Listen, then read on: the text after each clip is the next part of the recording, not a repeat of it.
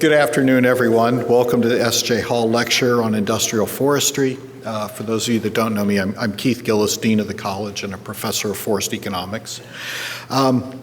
Before our speaker, Dr. Heather Tallis, takes the podium and enlightens us all on rethinking the value of forests in regard to timber, water, education, and health, I'd like to give you a little background on the S.J. Hall Lecture Series and its namesake, Sherwood J. Hall.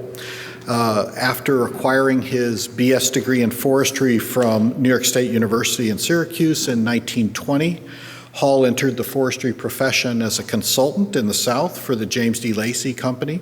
And in 1931, he branched out on his own, formed Forest Managers Incorporated to manage forests and advise individuals with interests in forest lands. One of his clients was J.C. Penney, and I think is an interesting side note to his career that he helped J.C. Penney take a very barren property and turn it into a forested home for a retirement center. My wife and I, having just turned 60, I think more along those lines these days.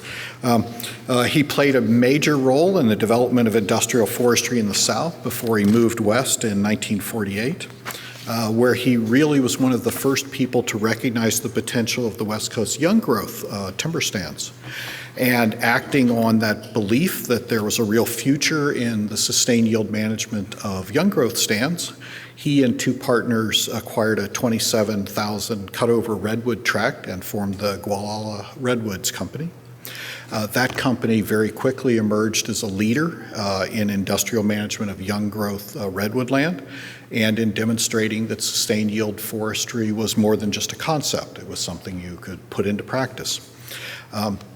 Upon Hall's death in 1968, his widow, Mrs. Desi Hall, moved to create the Forest Economics Foundation to advance the understanding of sound economic principles among forestry students.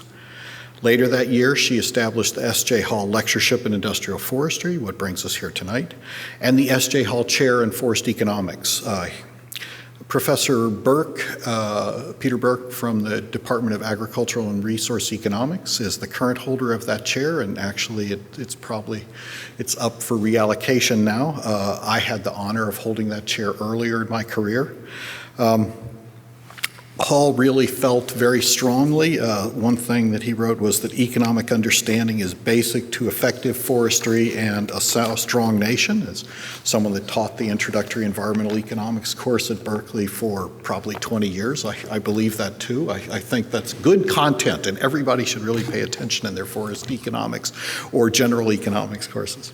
It's part of being a good citizen. In keeping with that sentiment that a real understanding of economics is fundamental to both the practice of forestry and to a good, sound country, we keep this lecture every year. And I think we're really lucky that we know that we have the resources to have this lecture every year in perpetuity due to the generosity and foresight of Desi. This afternoon, I'd like to recognize that some of the Hall family have come here, and I'm actually going to call on David to stand up and introduce his family. I'm not sure if my son's girlfriend and Dave yet, but they're coming in from across the bay. I don't see them in the crowd, so. Oh, haven't made it yet. Michael and they'll be here shortly, and we'll be out there and else going on. I was hoping they'd made it here in the last minute. Susan Hall is part of the family, and that's one of his daughters. Well, welcome to you both and to your son and daughter-in-law when they get here. So, I'm sorry that David Sr. can't be with us this evening, but we're really delighted that the two of you now and four, once the traffic resolves, will all be with us tonight. Just a couple of announcements before I invite Dr. Tallis to the podium. After tonight's lecture, we're going to have a reception out in the Ginkgo courtyard, which is just up this way. You just exit through the rear and take the path up to the right. And after that reception, we're going to have a private dinner for the California Alumni Foresters. So we'd ask that the California Alumni Forester members and their guests attending the dinner go to the garden room after the reception. We will have a Q&A period after the presentation by Dr. Tallis, and we'll have two runners, Catherine Moriarty Baldwin in the back, and Dominique, and where's Dominique? Who you checked in with, will be running around with microphones. And I'd ask, even if you think that you have a clarion voice, to wait for the microphone, because actually it doesn't get captured on the video, even if the room can hear it without the microphone. So wait just a minute before you ask a question, and you'll be given a microphone. Great. And finally, technology is great, and quiet technology is best. So let's turn off all the ringers. So now, housekeeping out of the way, it's my pleasure to welcome Dr. Heather Tallis, our speaker tonight. She's worked for the Nature Conservancy since 2013. She is the first female lead scientist in the history of the Nature Conservancy, is my understanding. She founded and directs the organization's Human Dimensions program, an initiative designed to bring human well-being considerations into conservation practice more directly from the planning stage forward. Prior to joining the Conservancy, Dr. Tallis was lead scientist at the Natural Capital Project, where she led the development of a pioneering software application, Invest, that shows the ecosystem service costs and benefits of land and water use decisions. And it's great that we can actually put some good numbers on that if you get involved in these kinds of decision making. Whenever I see people say you can't do that, I think back to Aldo Leopold's comments on the importance that we ascribe to values and how they drive our judgments about the land. And if you can't measure it, some people won't listen to you. As the acting chief scientist for the Nature Conservancy, her work's aimed at better understanding and managing key connections between nature and people, from pioneering new science to using watersheds as a key part of the water infrastructure for cities, to advancing both the theory and practice of how nature's benefits can be part of mitigating development impacts. She holds a PhD in zoology from the University of Washington and received her master's in chemical oceanography from UC Santa Cruz, as well as a second master's in marine ecology from the University of Otago in New Zealand. With so many CNR faculty and former students working with the Nature Conservancy, and given that she has her degree from one of our sister campuses, we'd like to consider you part of the CNR family, and it's great that you finally came home to give a talk to us. So please join me in welcoming Dr. Tallis.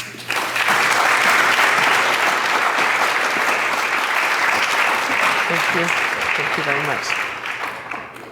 Thank you very much. Thank you all for coming today. I understand it was a bit harder than usual to get here, so I appreciate your efforts.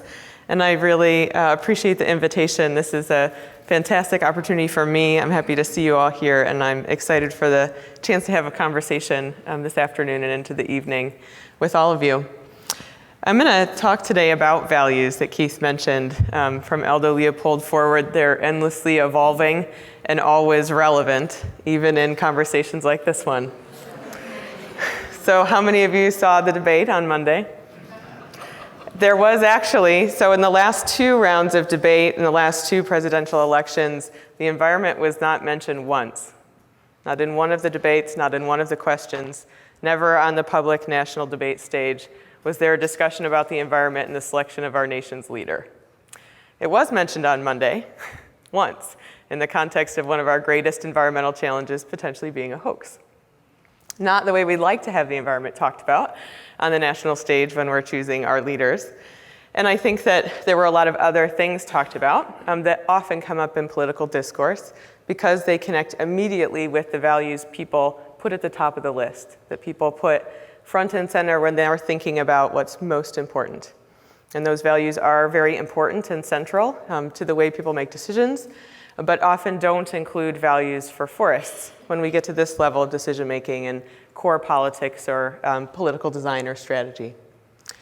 So that's what I'm going to talk about today. If we can expand the way we think about forests and the set of values that people connect to forests on a regular basis so that it is more present in the public dialogue in more situations.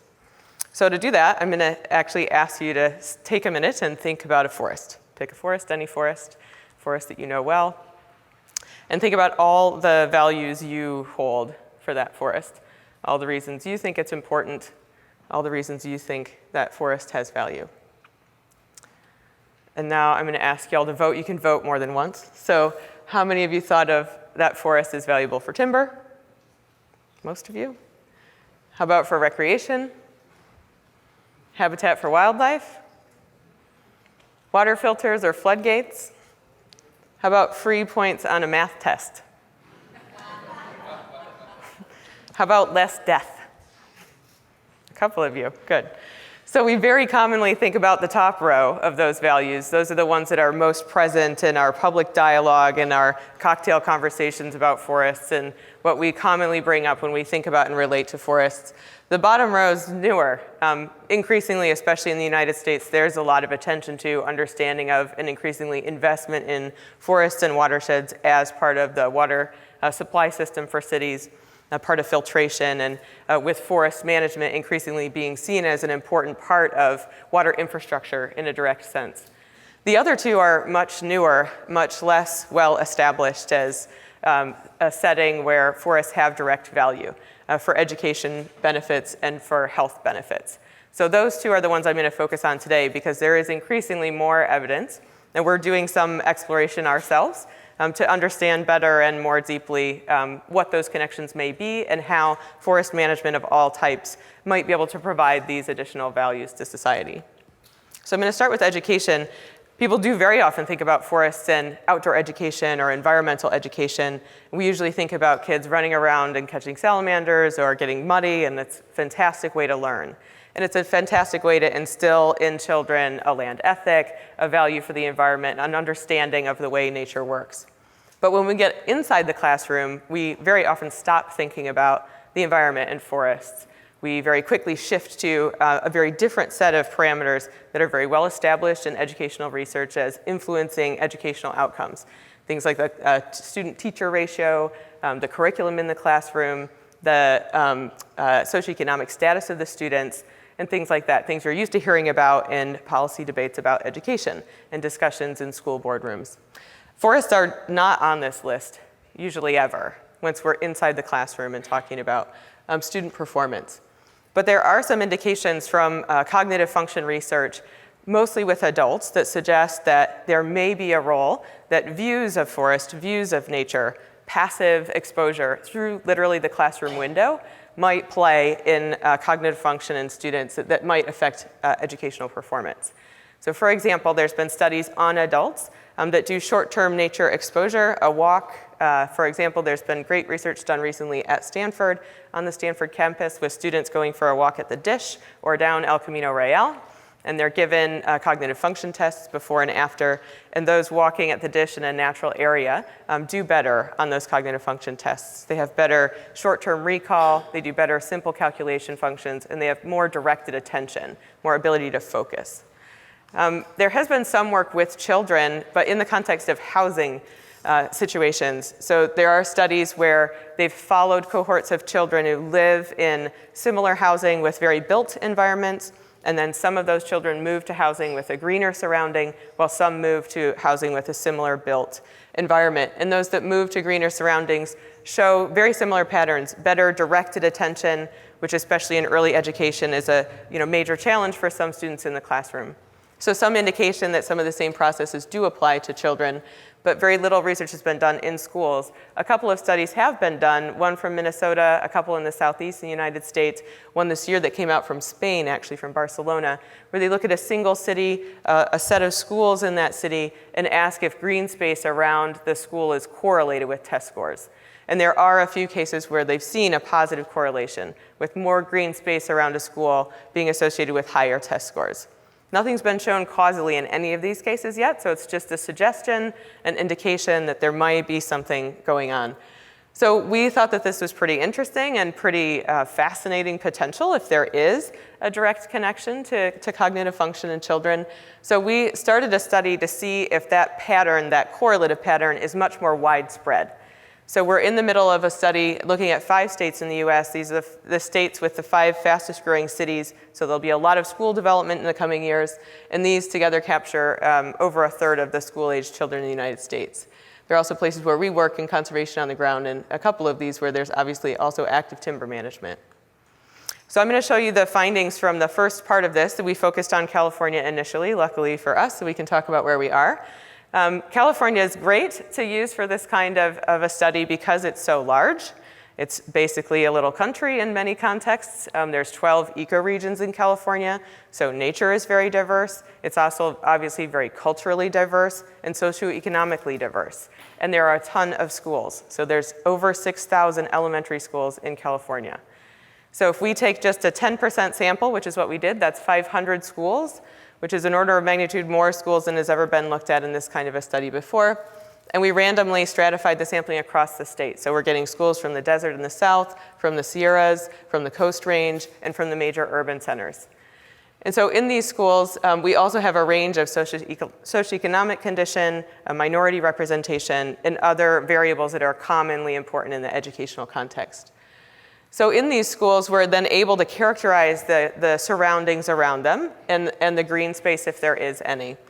And we wanted to ask about a few different things about that green space because in previous studies, people really just look at the color green.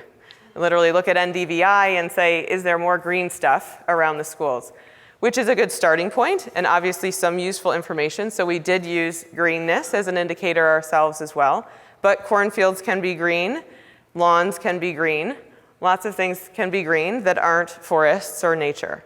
And so we wanted to parse a little bit more, and so we characterized just 2 other metrics, a not fantastic proxy for naturalness, but basically non-built, non-agricultural areas.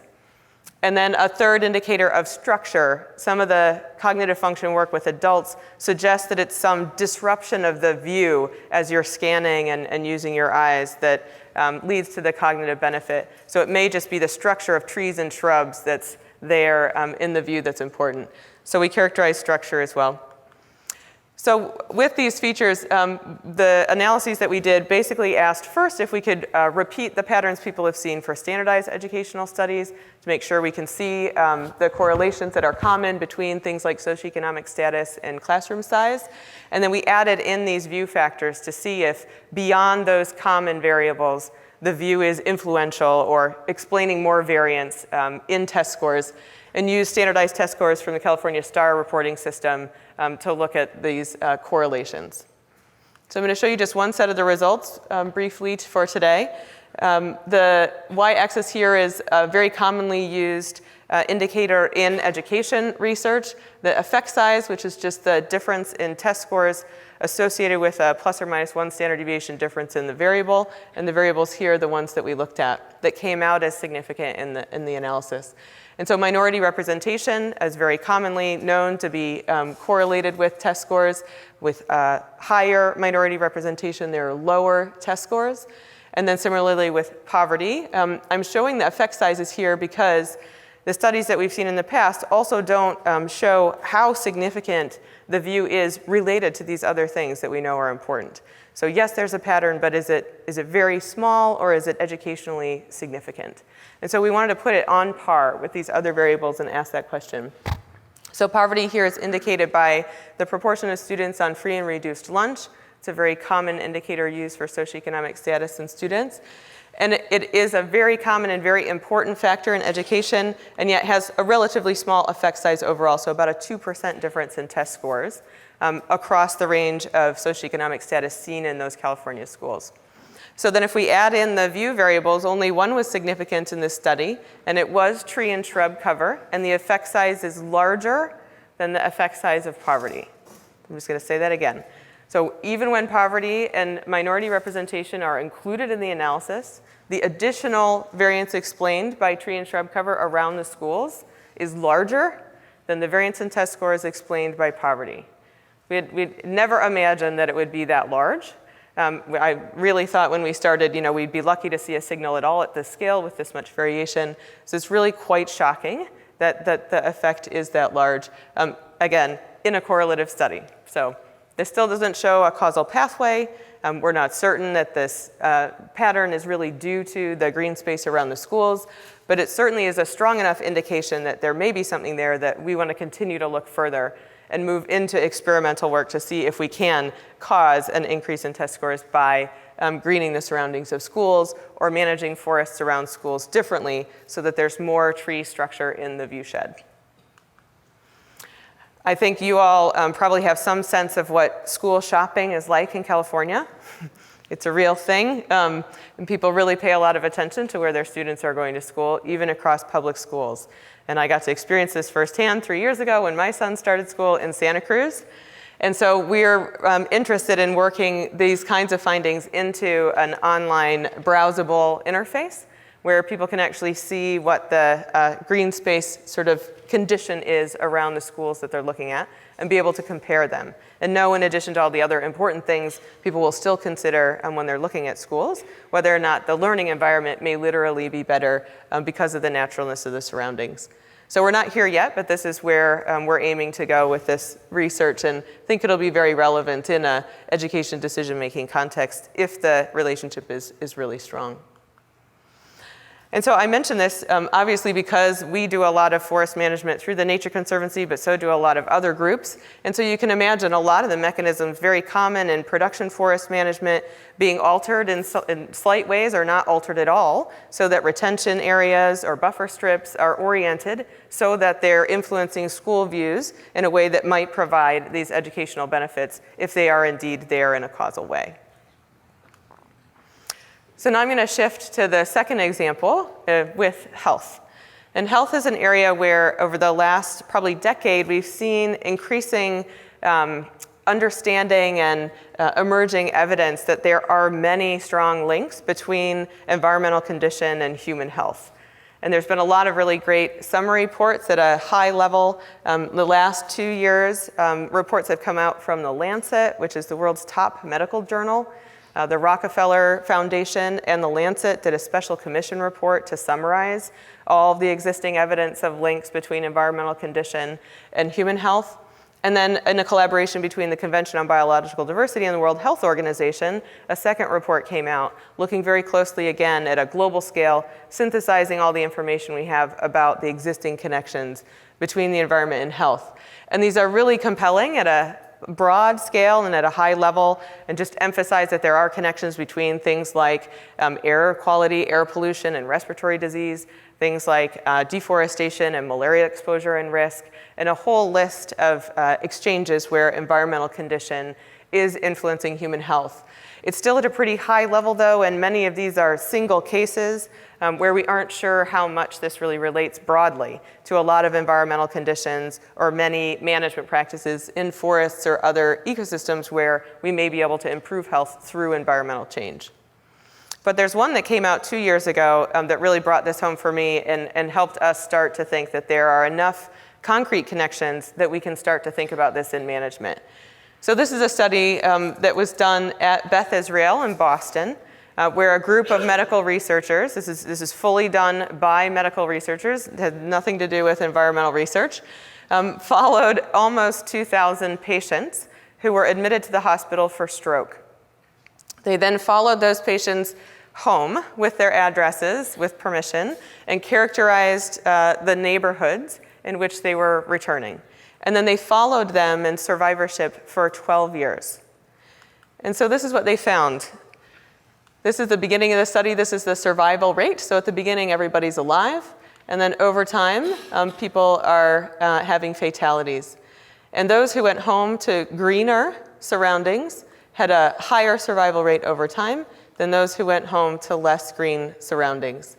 And it's statistically significant here. And just to give you a sense of this difference, this is about 10 years here. So about 10 years after discharge from the hospital, if you went home to a greener surrounding, you were 10% more likely to still be alive. It's a pretty big impact and a pretty significant outcome. And as one of my colleagues likes to say, quite simply, plant trees or die. So I do think, though, that it's a very interesting implication. This is, again, still not identifying what the mechanism is. What is it about that green space around their homes that's providing that health benefit? There's a lot to still be figured out in terms of really being able to manage for this kind of a health benefit from a residential environment. But clearly enough information there to give us some reason to believe that this is a real benefit. And it has real implications for people's well-being.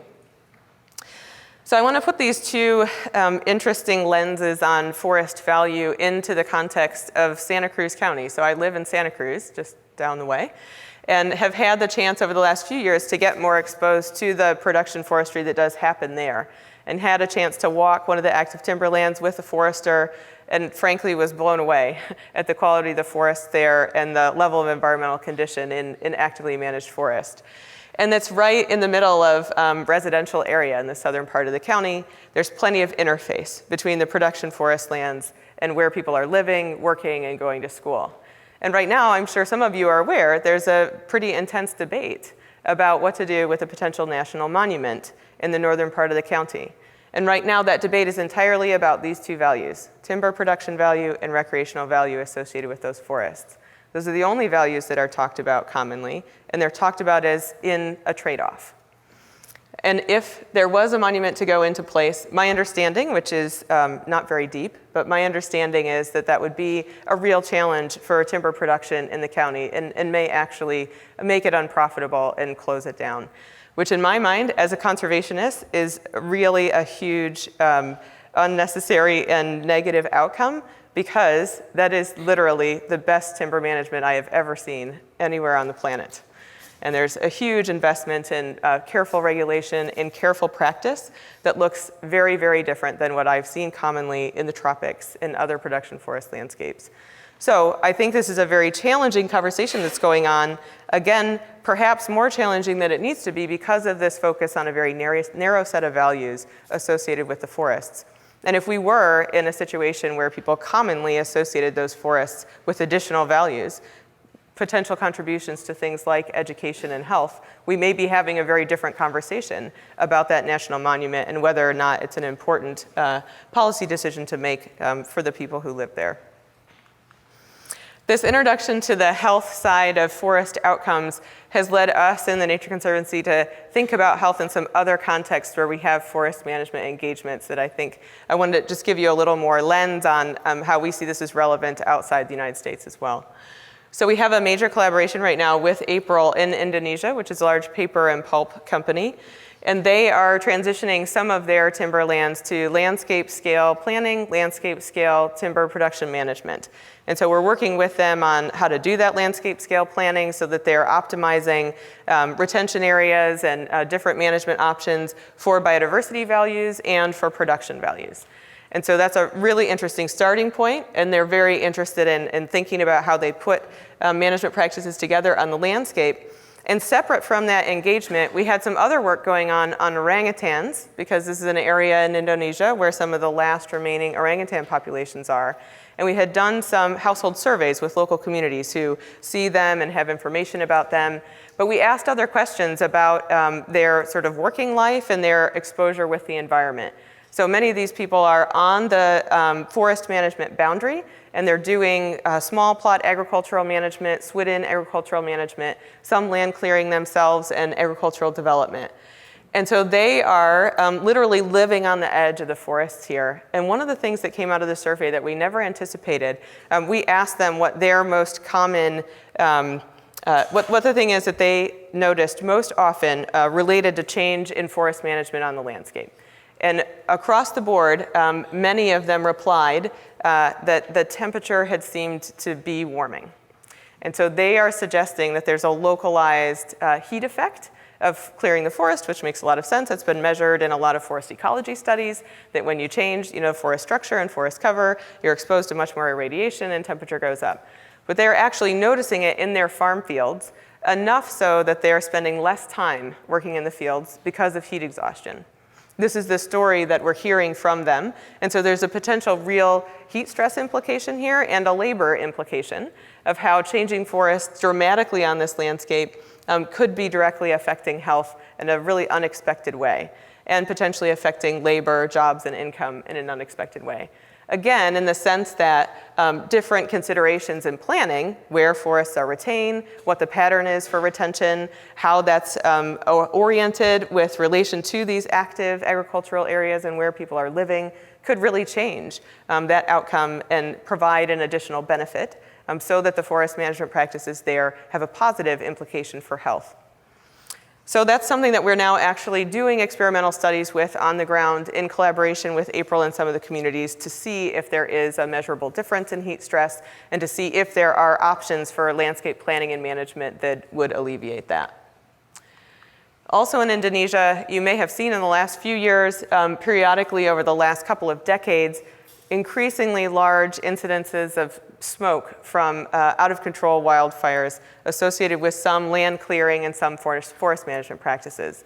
And this becomes a very severe issue in some cases. In the last year, when they had very large out-of-control fires, the smoke was so intense that many of the people living in some of the easterly islands in Indonesia actually started a Twitter meme asking their president to evacuate them.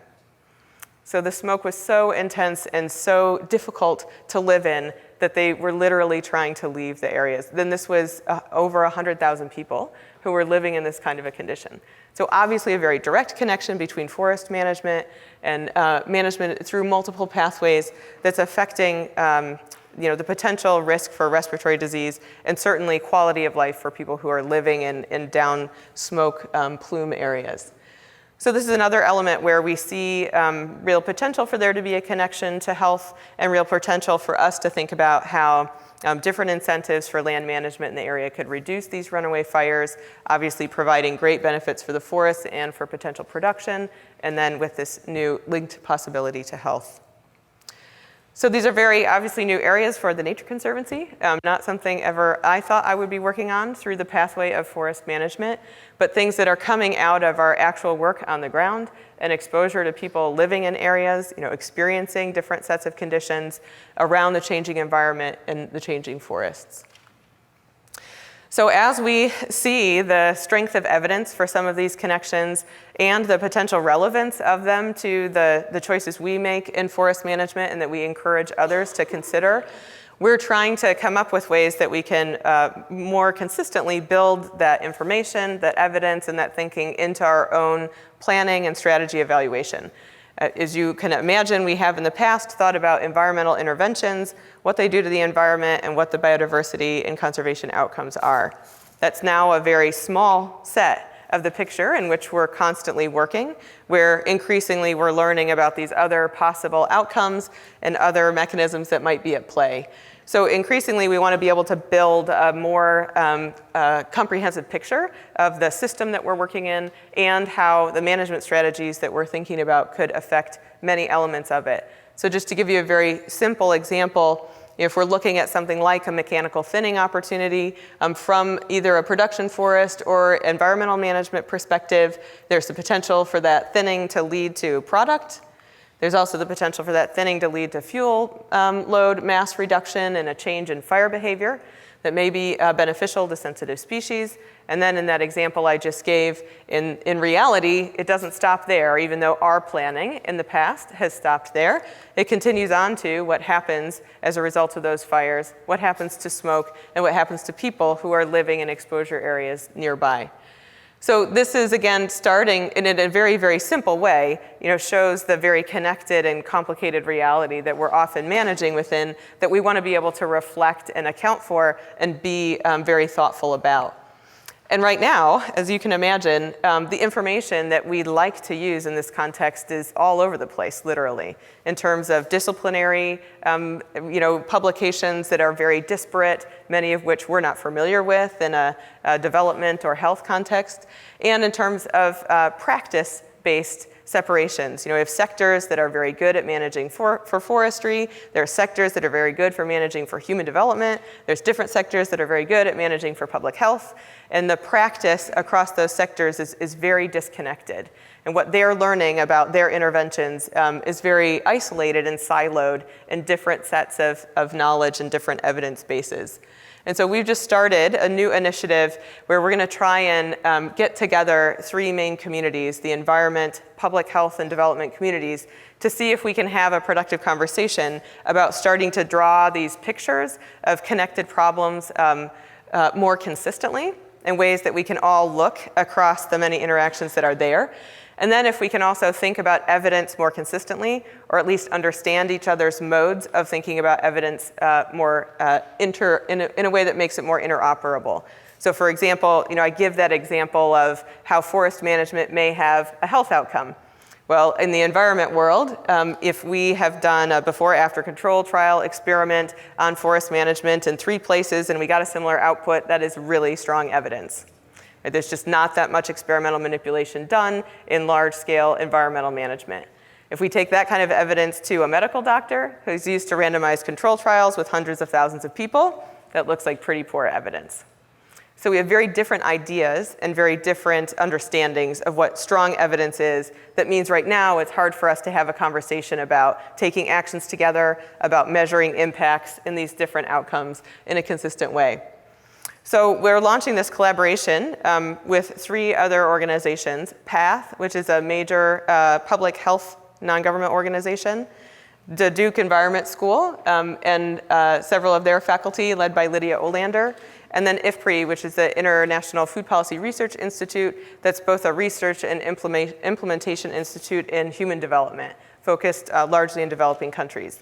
So by bringing these organizations together, we're going to try to motivate a very large dialogue with at least 200 people in the next year, and bring them together in a set of working groups so that they can dive in together and look at these shared problems, like something from forest management to a health outcome, and see if we can advance the way we structure our problem statements and grade evidence in a way that makes it much easier for us to work together and share each other's information. So I think that's a pretty big experiment. We don't know how it's going to go, but there's been a lot of enthusiasm from these partners, which is initially really promising and makes us feel like it's worth giving this a test. So I'm going to bring this back to where I started with the evolving view that we have of what values forests produce and which values people commonly think about when they think about forests. Certainly in our work, we see a pretty narrow lens on how people think forests interact with people and how they can provide value.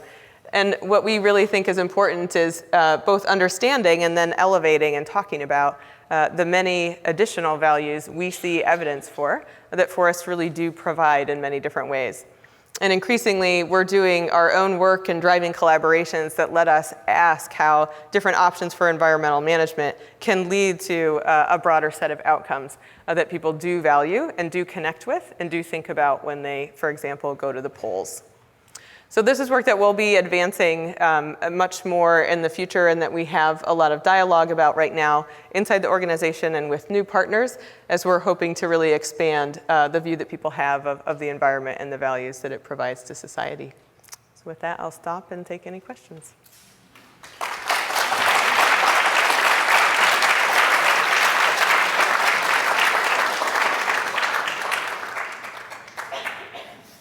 There's a couple here in the middle.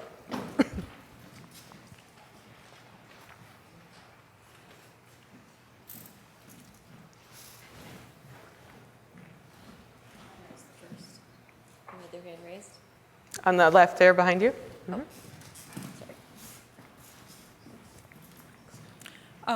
Well, hello, and first, thanks so much for a wonderful presentation. And I guess this kind of relates to the beginning of this of your presentation, in which you bring up global warming and how it was mentioned once and as a hoax. And I guess that kind of ties to a major concern that I feel with a lot of environmental issues, which that there seems to be so much effort put into finding proof that certain environmental issues even exist in the first place, and how it always seems to start and stop there, where it doesn't seem to matter in a lot of cases when it comes to politics how much evidence that there actually is for, take your pick, global warming, how forest destruction is affecting both both societies and environment. So I was just wondering then, how do you think that this new project that you're launching might be able to change that from definitely relying on evidence, but going beyond evidence to actually change the politics themselves? Yeah, great question. So I think it is very difficult in dialogue to go beyond, the presence of evidence, right, to action. I think when there's a specific decision and there is an opportunity to work directly with decision makers on a specific issue, it becomes a lot easier to talk about that information in a way that then can become valuable to the decision. So I'll give an example that I was made very hopeful by in the last couple of years. In Dade County, Florida, which is the reddest county in the United States, there was, a lot of tension around climate change, no, public willingness to talk about it in a policy context. But Dade County went through a water planning exercise, and there were people trained in communication who introduced science about future stress on water supplies there under changing conditions that they were able to bring into the conversation without talking directly about climate change. And by having a specific context with a specific decision where the information could be used in a non-confrontational way, they actually created a plan that's likely to be more resilient to climate change. They used that information and they voted in the plan that did literally consider climate change stresses on the water supply system without that being necessarily an open public part of the dialogue. So I think I think it's a really interesting example and case where progress was made in a place you may expect it the least, through a different pathway that then might not show up in the public dialogue right away, right? I think that would be a very long, slow process, but does start to give us examples of how action can be taken, how improvements can be made, how movement can go forward, even when we're still wrestling with sort of, widespread adoption of general knowledge about an issue.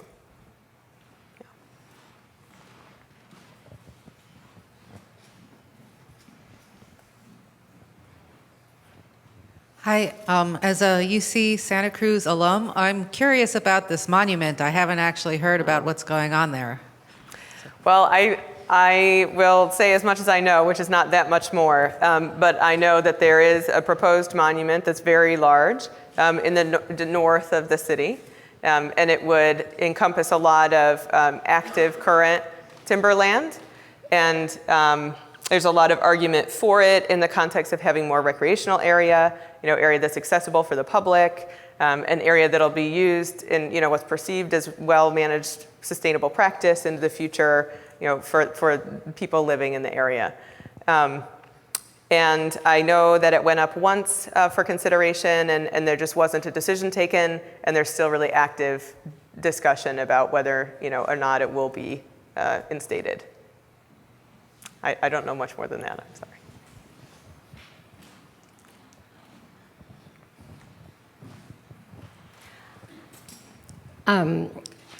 I live in Silicon Valley, and there is one thing that we just had this last year, but it's called a Conference on Health and Technology. Mm-hmm.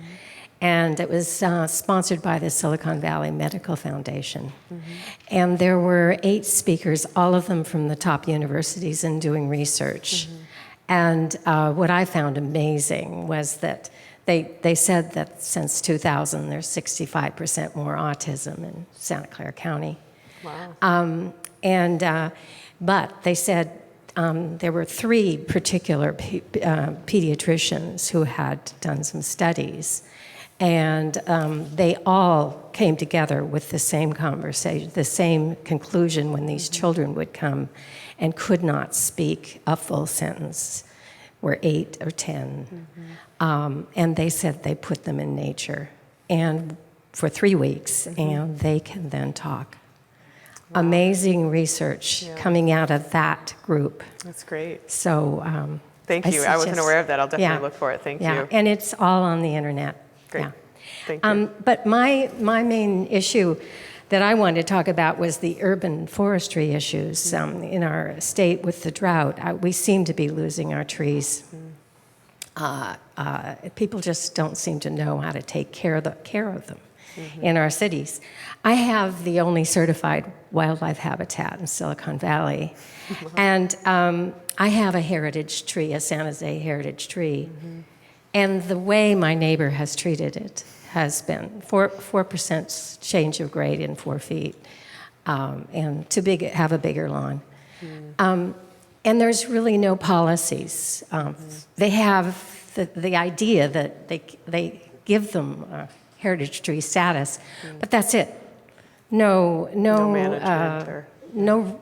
And I was just wondering if you know cities that are doing a better job on urban forestry issues to save the trees. Yeah, Thank you. good question.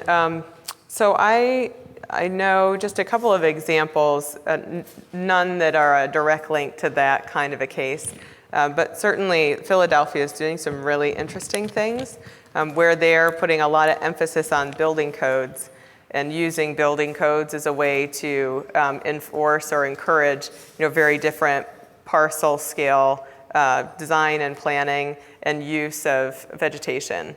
And so they've done it from a stormwater and infiltration entry point, but it's leading to a lot more design and development within the city that has green space incorporated within the boundaries of the development, and intentionally to help deal with some of the on-site impermeable surface issues, and a lot of that is with trees.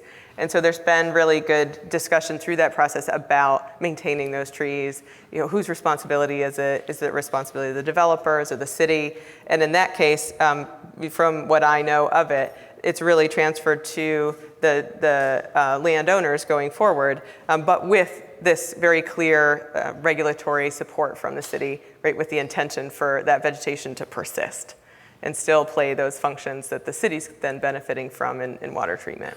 So that's the best example I know of where there's a really intentional focus on how to incentivize landowners in the urban context to be more invested in stewardship on their site. Yeah. Hi, Heather. I'm with Communities for Sustainable Monterey County, just to the south, and we're planning on doing a forum just about the value of trees. We got a grant to do that, and I'm excited about this partnership that you're going to engage in, which includes health and I'm trying to think what are the other things. Right. Okay. So within the environmental community, I'm getting a little pushback on the whole concept of ecosystem services and quote unquote monetizing nature. However, if we really want to bring about change, and I think our ultimate goal is to do something about the devastation of our urban canopy, we've lost about 70% of it locally, including a lot of the endangered Monterey pines.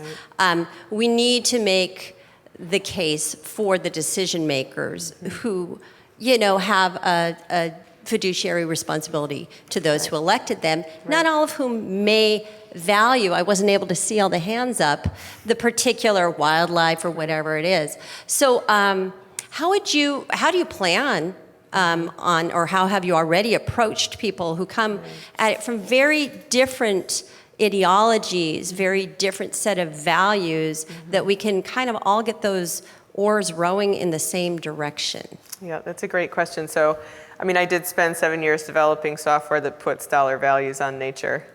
So I had a lot of those conversations, and there are still people who it does make them very uncomfortable for reasons I understand. I saw two things through that process, and now since then, that I think are worth really thinking about and learning from. One is that we built this software so that decision makers could have an equivalent view of trade-offs between multiple values when they're making a decision. In the current context, nature has no value. It's literally the number 0, and there's no way for them to have a similar comparison.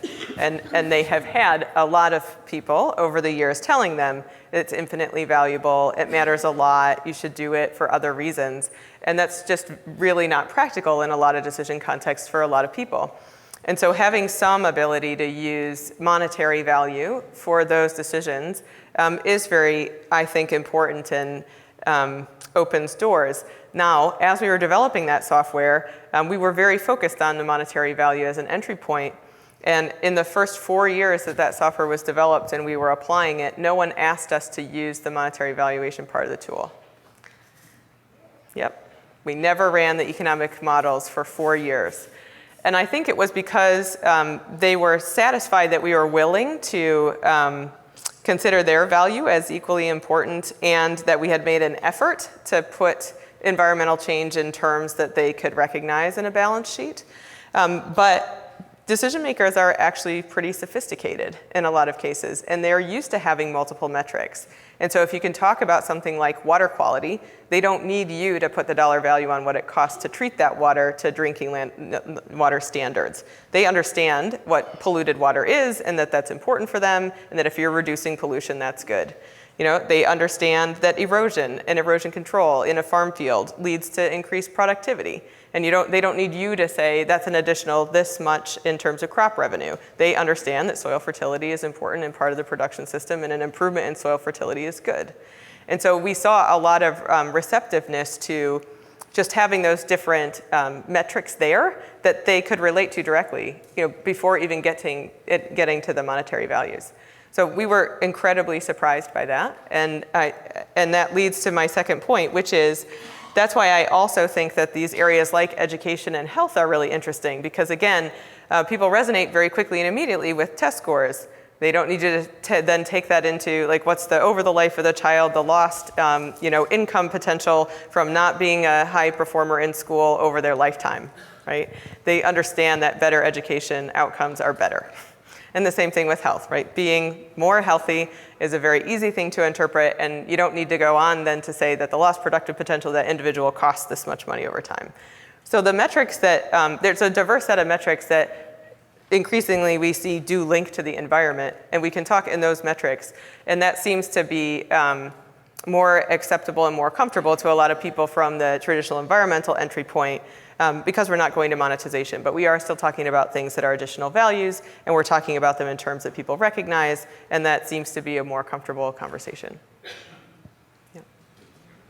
So my question has to do, kind of goes hand in hand with the first question that was asked about moving past the research and moving into implementing new policy. When it comes to the education topic of your presentation, when you find, it seems like right now you're just in the correlation phase of green space and test scores, but it seems to me like you will find that there is a causal relationship between those two. When you do find that, how will you move past just that research phase and be able to start putting that decision into the hands of policymakers to start implementing change in school systems? So I'll give you two examples. We are currently scoping for opportunities to do that experimentation with schools right now, and so we'll do it right away, right? So we'll be in some decision process in a school that we can take advantage of as an experiment that demonstrates how the school could take a different decision or the city could take a different decision that leads to greening, and then we'll do the experimental test of whether or not there's that outcome. So for example, LA Unified School District we're having conversations with, which I didn't know is the largest landowner in LA. And they have current programs already that give some of the schools incentives or funding to do revegetation on the campus properties. And so that's happening now. It's people are doing it through a outdoor learning lens or through a campus greening lens, and it could be designed in a way that gives us an ability to test this, right? So that's a very clear mechanism through which schools are already spending money to do some kind of planting stuff on school property that we could use as a test to see if there is a result.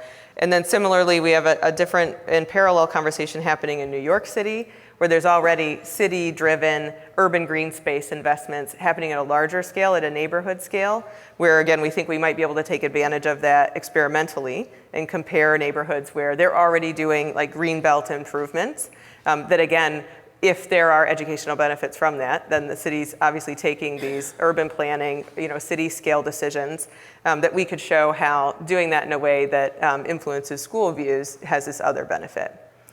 I'll give you a very different example because just having this thinking going on has opened up a really phenomenal opportunity we're trying to take advantage of right now, which is that I mentioned some of the early results and findings that inspired this came from adult exposure to the environment. And there's been additional studies that match cognitive function and affect or mood and physiological responses. So like mental health, physical health, and cognitive function. And some of that has suggested that some of the things that respond well to nature exposure are symptoms of PTSD. But it's never really been studied closely as to whether or not exposure of people post-trauma to nature improves those symptoms. So I'm getting to the point. We have a lot of work on the ground in Colombia, and we do a lot of watershed management through local communities who are investing in watersheds for clean water benefits. A lot of those areas where we are currently working used to be occupied by the FARC, the military group that recently signed a peace agreement with the Colombian government. And so now the government has agreed to re-employ 8,000 people who are disarming, and they have agreed to consider employing some of them in environmental restoration jobs. And so we are trying, you can imagine the human subjects permitting challenges of getting to a point where we could actually do this research with disarming rebels and reintroduction into society through environmental exposure, but that's what we're trying to do. And so we're actually trying to use this major decision just taken by a government in a peace process and see if we can learn from that, whether there's a role for the environment in improving the outcomes of that process. Hey, this is also about the education component of your talk.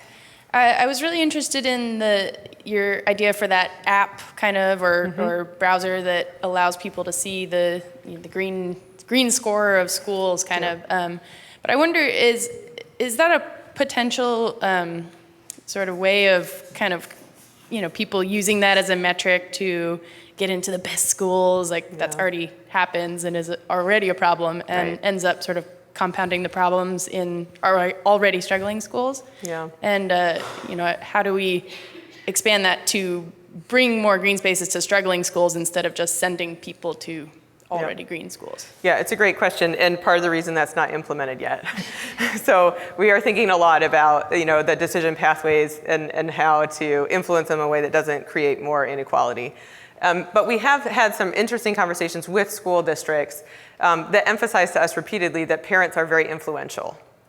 And so the example from LA Unified, the teachers that we're talking with and the principals that we're talking with responded to parent pressure in a couple of cases, where the parents wanted the school grounds to be a nicer environment for the kids. And that's what motivated them to go get the grants from the city to do the regreening.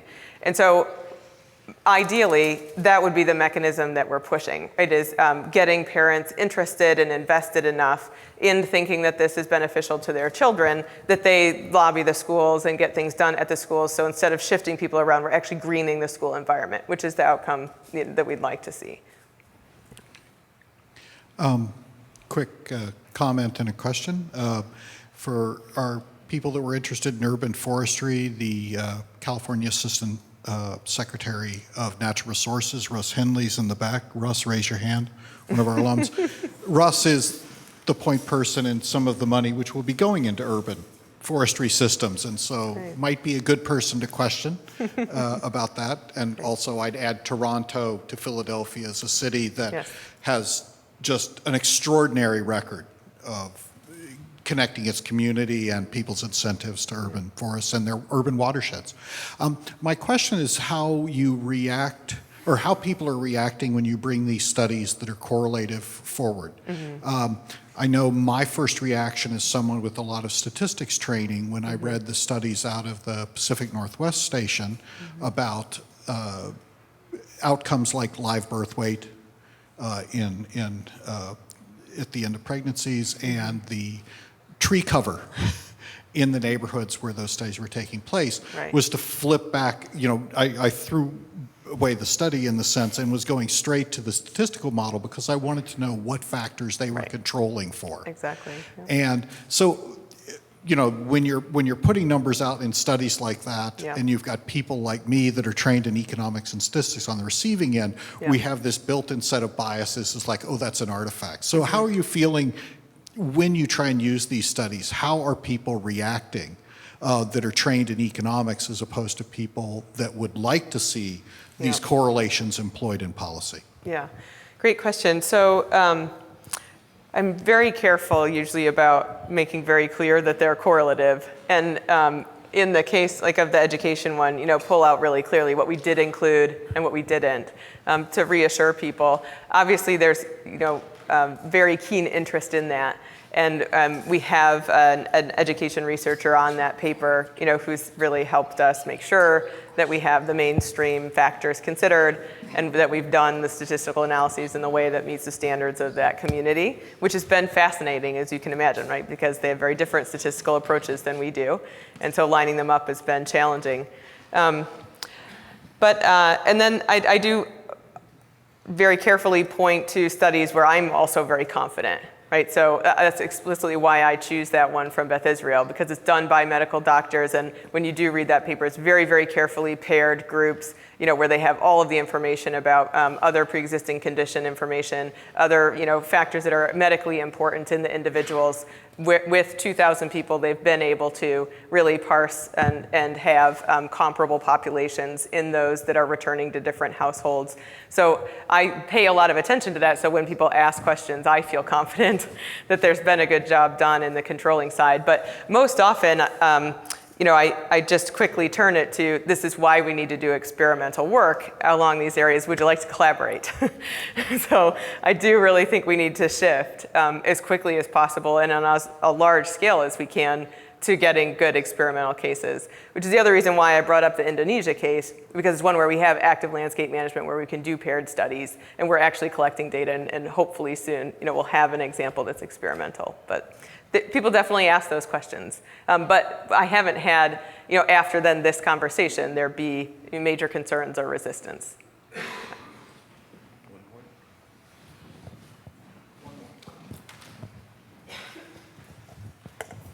Hi, so I'm a graduate law student at Bolt, and I noticed in your speech that you spoke about evidence collection and how most often it's inconsistent that when it comes to environmental issues.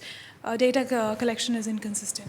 So when, from the legal perspective, when lawmakers or when judges approach such cases, they don't usually decide in favor of environmental issues because the data that is collected or the studies that are proposed are inconsistent and are very specific to particular issues. Yeah. So you cannot give out rules that can broadly decide on such issues. So my question to you is, while initiating policy changes, what would you suggest to bridge the gap between science and environmental science and law enforcement to actually bring out good policy changes? Oh, that's a great question. We actually just held a workshop, an initial workshop for this initiative with a really interesting group of people when I'd never had in the same room before. And we had someone from the Department of Justice at the federal level and got a really good education about what sufficient evidence in a court of law is, and that's why we had her there, because we wanted to have that conversation. One thing that she pointed out to us that I thought was really interesting and relevant in regards to your question is that she gave us the understanding that when they are admitting evidence for a case, including environmental cases, they'll have sort of a pre-trial and vet that information with experts in the field and basically ask if the information is up to the standard for the field. And then when we get into situations like this, where we're talking about challenges that cross over fields, I think we're gonna have even less admissible evidence, because our standard in the field environmentally is generally lower, not because we don't want as rigorous of results or not because we don't understand statistical analysis as well, it's just because there's so much less data and less trials in the field that we can point to.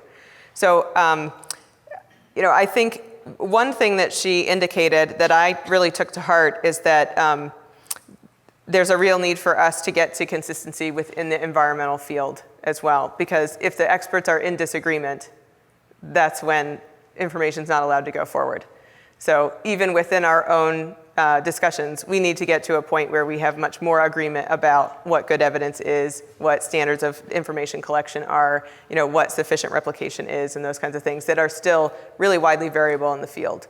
So that was a clear signal to me that we have some own work to do in our own house too, to get to a point where our experts are agreeing in those discussions so that it's clear what information can be admissible.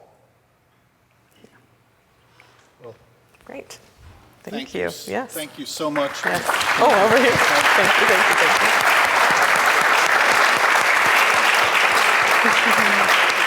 Thank you. We always try and send our speaker away with at least some memento of their talk. Wonderful. And in this case, a framed poster of your talk. Wonderful. Thank you for really intellectually stimulating talk. Great. And we hope to be collaborating Great. with you in the future on some of the work that you're doing because it's really important Great. stuff. Thank you. Thank you very much. Can I shake your hand? Thank you.